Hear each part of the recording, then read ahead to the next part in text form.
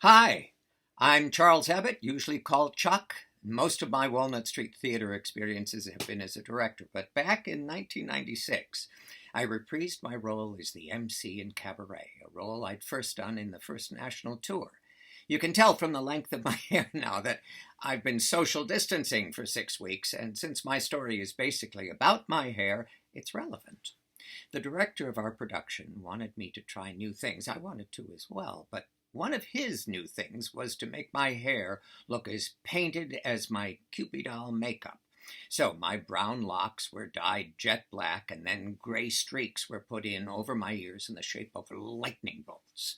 Cut to the second to last week of the run, and a terrible thing happened to me. My dear cousin, who'd been like a sister, died. With Bernard's blessing, I flew to Chicago after the Sunday performance to be at her funeral on Monday.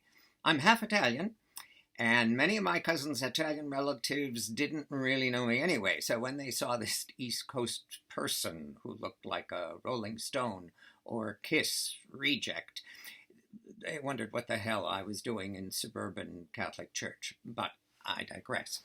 Early Tuesday morning, I left for the airport, but a massive rainstorm closed down much of the East Coast. Finally, I got on a flight, arrived backstage just after the performance had begun.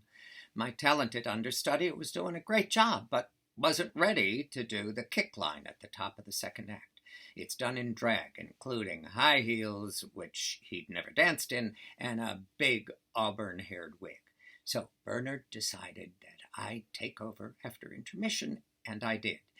To the audience's confusion, with all those makeup and hair changes and height changes, they didn't know who was doing what.